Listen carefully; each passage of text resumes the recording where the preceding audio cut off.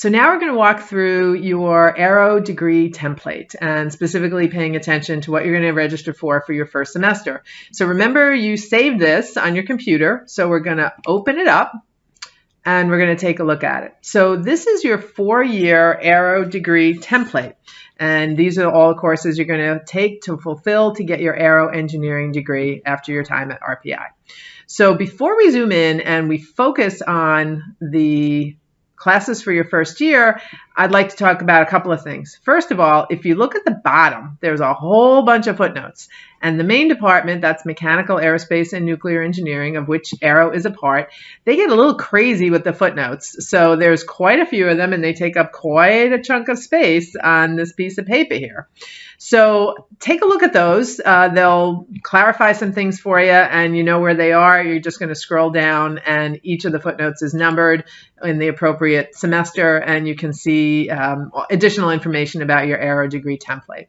The other thing I want to bring your attention to is this is a really rigid looking document, right? It's very rectilinear and it looks super rigid, but actually there's way more flexibility in your schedule than you would guess by looking at this template. In fact, we swap classes from different semesters all the time based on a number of factors. So I don't want you to feel like you can only take the courses in the semester that were listed, because that's just not how we roll. So there's plenty of flexibility there. I just want to let you know that. And in fact, we're going to be probably pulling some stuff in from the second semester for a lot of you guys. So let's move on and zoom in to your first semester, and we'll start talking about your first semester classes. So now we've zoomed in and we're looking at your first semester specifically. So the first couple of semesters, all engineering students take what we call a core engineering courses. And those are math for sure, science for sure, and also some basic level engineering courses. So let's go through. We always take math and science in your first couple of semesters. So the first math class you're going to take is Calculus 1. Now what we're talking about right now is for a student who really doesn't have any AP credits, right? So we're looking at these courses as if you don't have credit for Calc 1, Physics 1. Now, if you do not, the first semester, that's real easy. You're going to take Math 1010, which is Calc 1. If you don't have credit for Physics 1, you're going to take Physics 1100, which is Physics 1. In addition to that, for the first couple of semesters, we have you take what's called a Haas class. Now that's humanities, arts, and social science. Now, we're going to go into Haas requirements in great detail in a subsequent video. You're going to scroll down when you get back to your guide and see all about the Haas requirements. But the one thing I want to bring your attention to is in this first couple of semesters, we'd like you to take what's called a Haas inquiry course. And those are designated by the prefix IHSS. They're all 1,000 level classes. They are set up specifically for first year students. They're called inquiry classes. They're small group classes. You'll have 20 people or less in your class.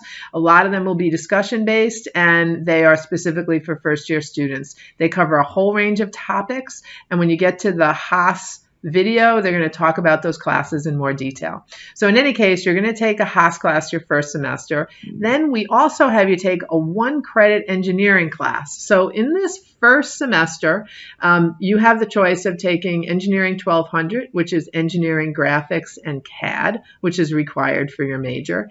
If for some reason Engineering Graphics and CAD, Engineering 1200 is closed, we can go down to this other 1-credit class in the fall semester of your sophomore year, Engineering 1300, which is Engineering Processes. And you could easily substitute that for Engineering Graphics and CAD if that's closed or it doesn't work for your schedule.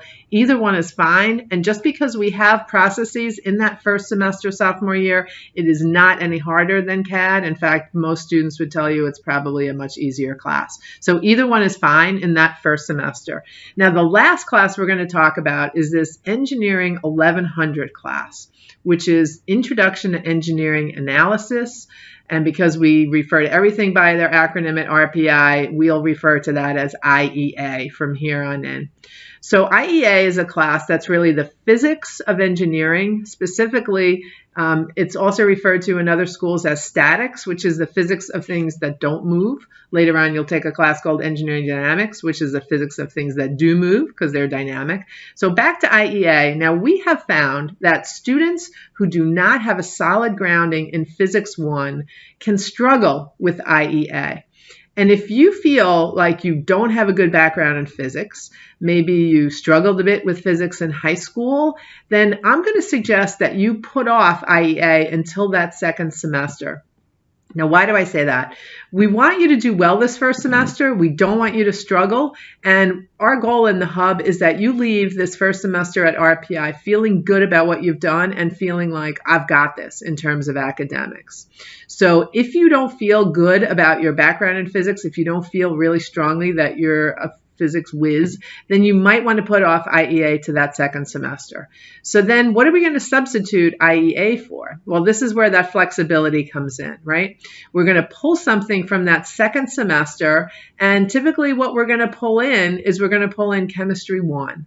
Now, you're saying to me, why the heck would I want to take 2 science classes in the same semester? That would have me taking calculus, physics, and chemistry, which doesn't sound like a whole lot of fun, but trust me, if you don't have a strong background in physics, IEA is not going to be fun for you, and I want you to do well in that class. So I think it's a better thing to do 2 science classes in that first semester, and then we're going to put off IEA into that second semester.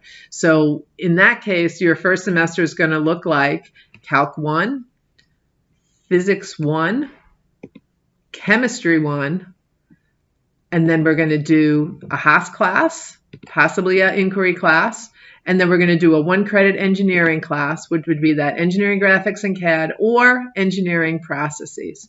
So that's what that first semester would look like if you don't have a great background in physics and you don't have any other AP classes. So what would it look like if you do bring in AP classes?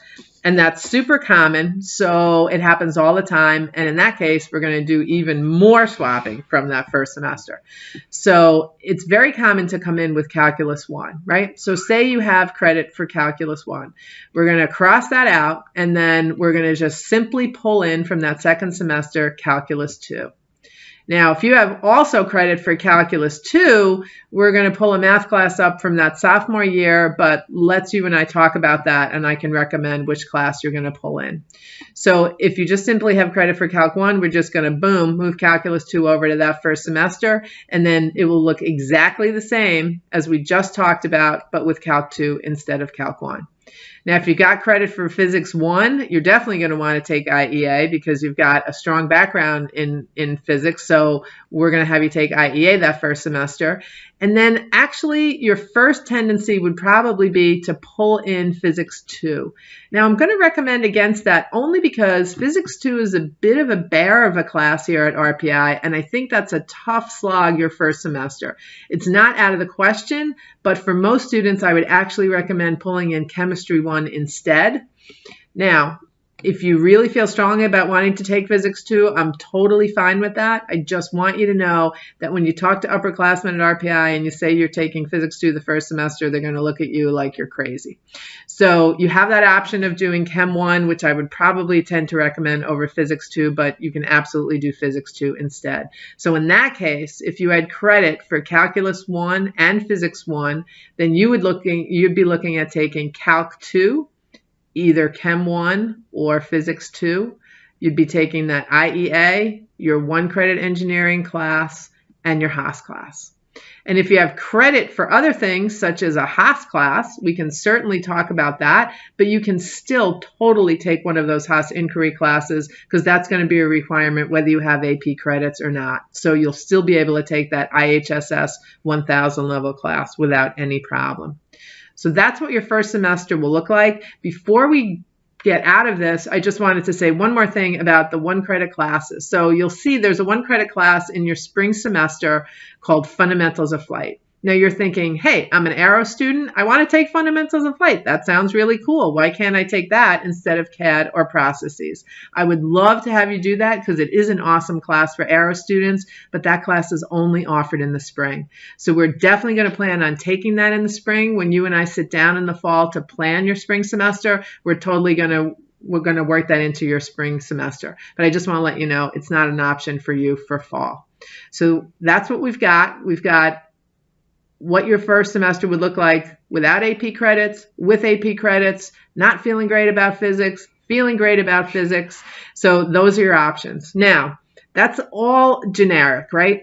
If you have any questions or you have a boatload of AP credits, let's talk.